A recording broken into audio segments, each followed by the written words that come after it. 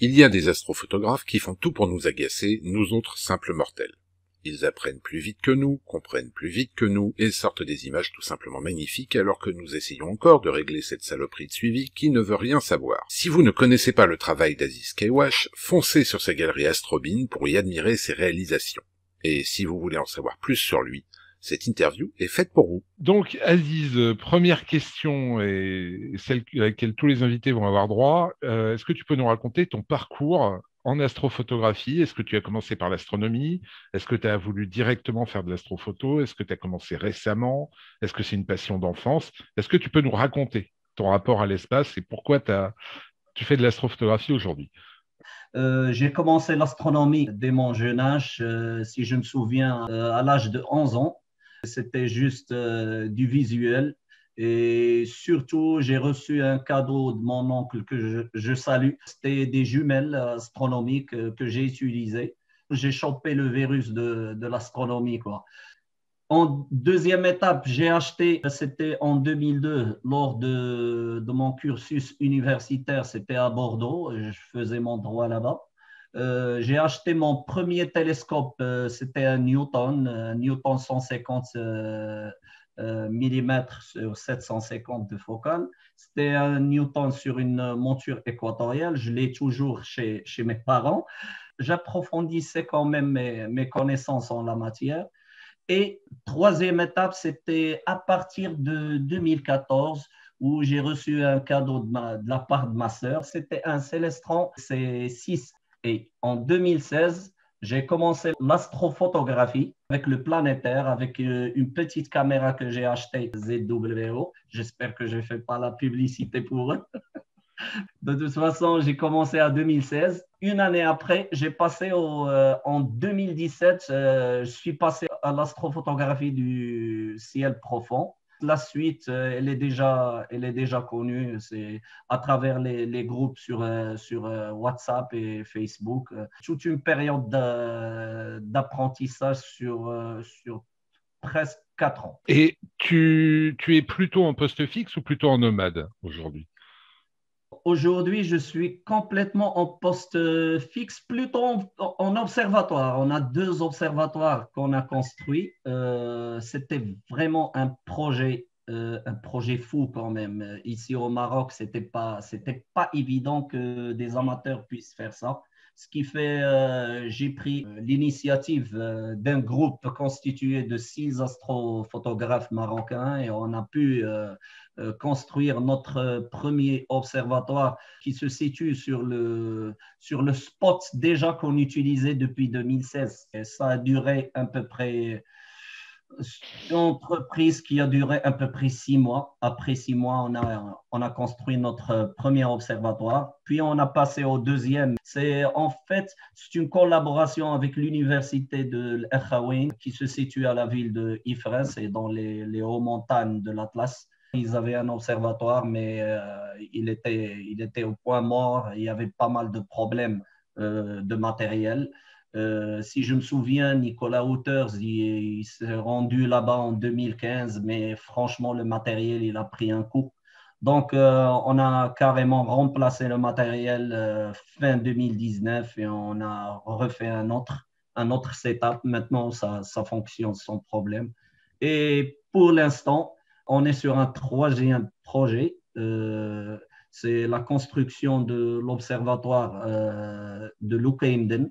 C'est un site très connu, même international. C'est là-bas où il y a les 5 observatoires internationaux, parmi lesquels il y a le fameux TRAPPIST Nord qui a découvert les exoplanètes TRAPPIST, dénommées TRAPPIST. C'est un excellent site. Et là, on est en pleine construction, là, en Bah, plein écoute, chantier. super projet. Et aujourd'hui, l'astrophotographie au Maroc, ça représente peu de monde, beaucoup de monde. J'imagine qu'au niveau du matériel, ça ne doit pas forcément être évident. Est-ce que tu peux nous en parler un peu? L'astrophotographie au Maroc, malheureusement, on n'est pas nombreux pour les raisons suivantes. D'abord, on n'a pas une boutique locale, ce qui fait on fait recours à l'import. Tout le matériel doit être importé, soit de l'Europe via les sites déjà connus en la matière, français ou allemands. c'est soit français ou allemand. Deuxième obstacle, les prix sont un petit peu chers.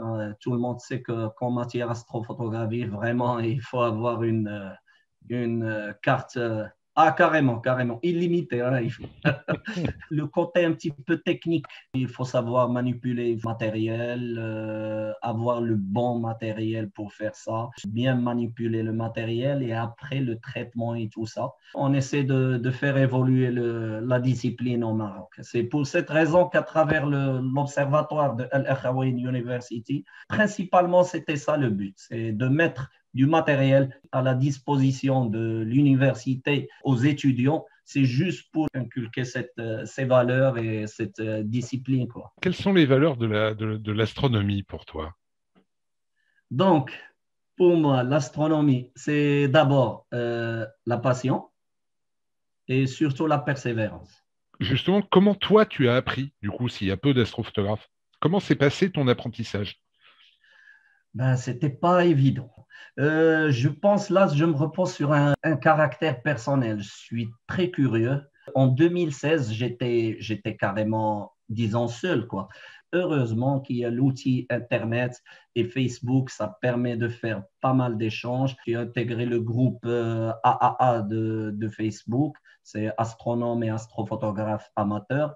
C'était très intéressant. J'ai fait la connaissance de plusieurs personnes bien calées, bien calées. J'ai beaucoup appris d'eux et je les salue à travers cet entretien-là. Il y avait pas mal de monde. Hein. Et en plus, j'avais le temps pour bien bosser. Surtout en mode traitement à raison de 4-5 heures par jour. C'était une formation accélérée, mais quand même, j'ai très bien bossé en la matière. Tu deviens locomotive, j'imagine, pour tes Ah oui, camarades. c'est le terme, c'est ça. Mais quand même, vu l'échange avec des personnes plus expérimentées, il y a Nicolas Hauters, il y a même Jean-Baptiste Ouro, Oui. on a discuté Qu'on a eu le pas mal. plaisir d'interviewer. Il y a Mathieu Teki, il y a Fred, il y a surtout Yuvi Kamin. On a parlé, on a discuté souvent sur des trucs très techniques en astrophotographie, que ce soit en matière d'acquisition ou de traitement. Franchement, on cherchait la petite bête et je pense qu'à travers ces discussions qu'on a appris, même le processus d'apprentissage, il s'est raccourci au lieu de mettre 6 ans ou peut-être 10 ans. Heureusement, j'ai appris. Certes, c'est pas tout, j'ai pas mal de choses à apprendre, ça c'est sûr. L'astrophotographie plutôt, c'est un univers, on ne peut pas l'appréhender en 2 ou 4 ans. On doit toujours apprendre de nouvelles techniques, que ce soit en acquisition ou en traitement. Et c'est ça ce qui est intéressant, quoi. Une vraie question, moi, qui m'intéresse parce que tous notamment les débutants et puis même les plus expérimentés l'ont vécu. Est-ce que tu as un souvenir de galère qui t'a marqué ou qui te fait rire aujourd'hui? Ah, purée, et quel souvenir là. Alors, il y a une fois, bon, je faisais des tests. Si je me souviens, c'était lors de mes débuts. J'ai acheté ma première monture équatoriale. C'était carrément typé astrophotographie. Et je me suis fait fabriquer un petit peu un masque Batinov. Je pense, là, tu me vois venir. Et pour mes premiers tests, j'ai fait la mise au point. C'était nickel. Et après, j'ai enchaîné presque 5 heures sur M42. Mais j'avais une M42 Batinov, quoi. Mais bon. Eh oui, c'est terrible parce qu'il faut être concentré sur absolument tout. On a tellement de paramètres à prendre en compte que tu as vite fait d'en oublier un et de laisser un masque de Batinov sur le télescope. Ah oui, non, mais franchement, moi, je dirais que ce sont des erreurs, mais bon, ce sont des gaffes. Mais dans tous les cas, on apprend de ces erreurs-là, quoi. Parce que maintenant, j'ai un réflexe, même, je sais qu'en remote, mon télescope, il est bien réglé, la mise au point, ça y est, elle est en automatique d'ailleurs, tout est en automatique. Mais j'ai toujours le réflexe, je ne quitte jamais mon PC qu'après avoir visualisé la première image. Et après, je laisse. Je comprends très très bien. Alors, donc, une question qui est cruelle. Elle est cruelle. Est-ce que dans toutes tes images, tu en as une qui sort du lot ou deux, par exemple, où tu les regardes et tu es vraiment satisfait? Ou est-ce que tu as l'insatisfaction permanente de l'astrophotographe? Je ne sais pas, parfois on passe du temps et vraiment du temps dans les traitements. Et parfois, ça prend. Avant, je faisais des traitements sur 2 heures, 3 heures maximum. Ça y est, je balance l'image. Bon, c'était comme, je sais pas, un truc qui m'intrigue. Je dois le faire et ça y est, je passe à autre chose. Maintenant, c'est différent. Quand je fais un traitement, je le fais doucement. Ça peut prendre 3, 4 jours, peut-être plus. Mais je pense que je suis comme tout le monde. Après le traitement, on est un petit peu, il y a ce sentiment un truc qui manque. Franchement, je me console avec une seule chose. Je me dis que j'ai toujours de la marge pour la prochaine fois. Si je me souviens, j'ai peut-être une centaine d'images sur Astrobin, peut-être j'ai 3 ou 4 images. Je me dis, ça, c'est bon. Je suis satisfait. C'est pas excellent, mais c'est normal. Est-ce qu'il y a une photo que tu rêves de faire? NGC, la 2903. C'est une galaxie, mais franchement, celle-ci, elle mérite un setup particulier. C'est-à-dire, il faut vraiment une grande focale, pas une lunette, et il faut le matériel adéquat. Donc, c'est pour cette raison, la plupart des photos que je rêve de faire pour l'instant, sont tributaires d'un setup un petit peu particulier. Justement, est-ce que tu peux nous parler de ton ou de tes setups actuels? Est-ce que tu peux nous les décrire? Alors, donc pour les setups, pour l'instant, j'en ai deux. Ils sont installés dans notre observatoire Ben Slimane. On l'a dénommé MAO, Moroccan Astrophotographer Observatory. Donc, il y a deux setups. L'observatoire, il peut accueillir trois. Le troisième, il va être installé d'ici peu. Mais les deux setups installés là-bas, le premier, il se compose tout simplement d'une monture AZ-EQ6 GT avec une lunette TS 102 mm astrographe, une caméra ZWO 071, c'est une couleur. Je projette de lui ajouter une roue à filtre pour taper dans le H-alpha, lui aussi. Bon, bien que bon, le H-alpha avec une caméra couleur, mais ça passe, ça passe. J'ai déjà fait les tests, ça passe très bien. Pour le deuxième setup, c'est toujours dans l'observatoire MAO, et on parle là de MAO central, c'est-à-dire le setup central. Là, c'est une monture iOptron, la CEM60 avec encodeur. La lunette, durant un an, j'ai mis ma Takahashi là-bas, c'est la petite FSQ, la 85. Et dernièrement, je l'ai remplacée par la toute nouvelle, les Ascar, les FRA 400. Pour la caméra, il y a la 1600, noir et blanc. Et la roue à filtre avec le set complet LRGB SHO. Et un diviseur optique et une caméra de guide de la 120, si je me souviens. Non, c'est la 120. Le setup qui est installé à Ifrane, c'est un setup d'un astropote. Et pour notre troisième setup, ça c'est un setup collectif. On a cotisé trois amis, on a cotisé dans ce setup. Il se compose d'une monture iOptron, la 120 double encodeur, et le C11H. Là, je pense que je vais commencer à taper dans mes objets que je rêve de faire là. J'ai dit, c'est la iOptron 120 plus le C11H. Et la caméra, on a préféré mettre une caméra couleur, la ZWO, la 2600. Tu nous as parlé de la collaboration avec l'université. Est-ce que tu peux nous raconter un peu comment ça s'est passé et comment ça se déroule? Parce que ça, c'est hyper intéressant. Comment ça se passe? C'est simple. On a créé un petit groupe WhatsApp dans lequel on communique. De temps en temps, on fait normalement deux types de soirées. Soit tout le monde, on passe sur Zoom et je passe directement au pilotage de l'observatoire avec un choix déterminé d'objets et on fait des séances comme ça, avec des explications comment on manipule le matériel, comment on pilote l'observatoire, comment ça se passe, comment la monture elle fait les go-to, comment elle corrige.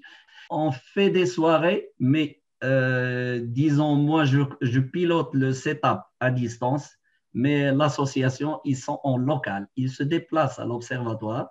Et il y a un petit écran qu'on a installé là-bas. On le branche directement au mini PC qui gère l'observatoire. Dans ce cas, ils peuvent regarder directement ce que je fais sur le PC. Et en même temps, ils peuvent contempler les mouvements et des instruments, quoi.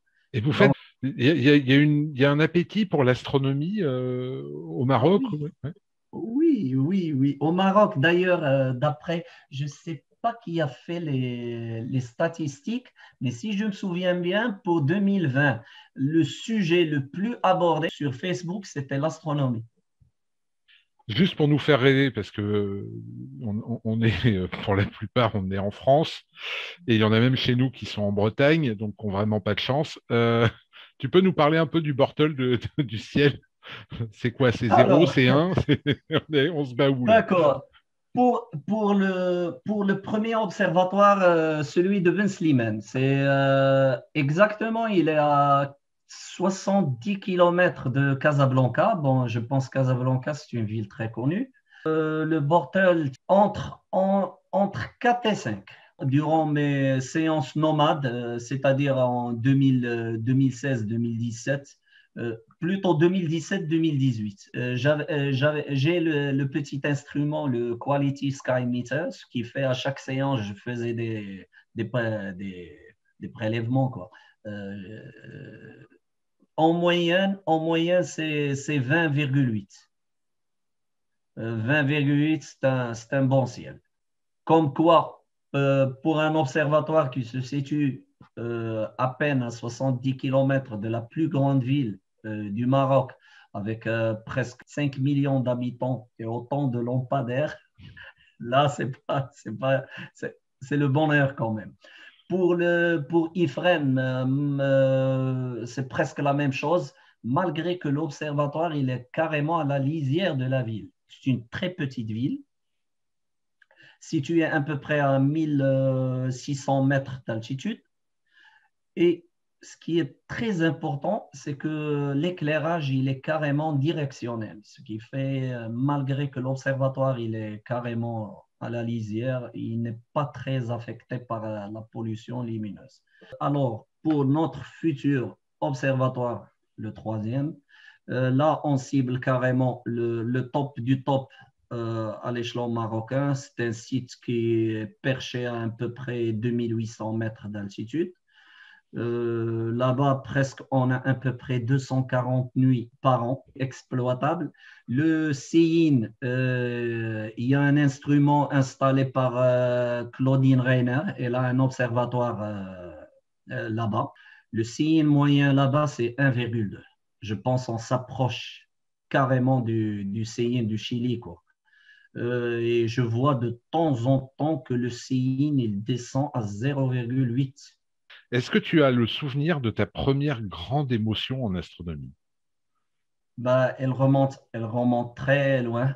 C'était la première fois que je vois Mars à travers mon premier télescope, moi. Ça remonte à 2002. Franchement, ça me marque, quoi. Tu devais donner quelques conseils si tu étais avec quelqu'un qui te dit, voilà, je veux faire de l'astrophoto, vas-y, j'aimerais bien faire ce que tu fais. Qu'est-ce que tu lui donnerais comme conseil? J'essaie tout d'abord de rassurer parce que la plupart, ils croient que pour faire de l'astrophotographie, il faut être scientifique. Et ce qui est tout à fait faux, parce que déjà ma formation, j'étais littéraire et ma formation universitaire, c'est une formation juridique, ce qui fait que je suis juriste, je suis loin du domaine de tout ce qui est scientifique. Et pourtant, je fais de l'astrophotographie.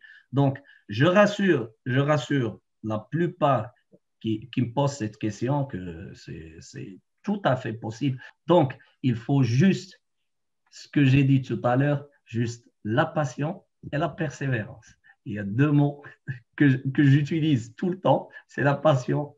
Parce que si on n'est pas passionné, on peut décrocher rapidement. Et surtout, il faut de la persévérance. Et tous les astronomes aiment un peu les films sur l'espace. Ah, d'accord. Mais le premier, c'était Contact. Ah, ça remonte, hein, ça date quand même. Le deuxième, je pense, c'est Interstellar, quoi. Si je te dis demain, allez, on est 15 astrophotographes français et on décide, on aimerait bien venir faire Mumuse avec vos observatoires et vos sites extraordinaires. Bah, de toute façon, j'arrête pas à inviter tout le monde. Vous êtes toujours le bienvenu. J'ai fait à l'association AIP, carrément, j'ai fait la demande 2 ou 3 fois. Comme quoi, s'ils veulent faire les rencontres annuelles où ils font les formations et tout ça, j'ai proposé s'ils peuvent décider, je sais pas, pour l'avenir, une formation au Maroc, c'est possible. Et surtout dans la paisible ville de Ifrane, c'est tout à fait possible. Vous serez toujours le bienvenu, ça c'est sûr. Et c'est donc avec une joie immense que nous relayons l'invitation lancée par Aziz. Nous te remercions par ailleurs pour ta gentillesse et ta passion communicative. Nous espérons que nous serons toujours plus nombreux à suivre tes aventures et que tout cela se finira dans les montagnes de l'Atlas pour une star party d'anthologie. Quant à nous, nous nous retrouverons très bientôt pour une nouvelle interview sur la chaîne Astrofleet.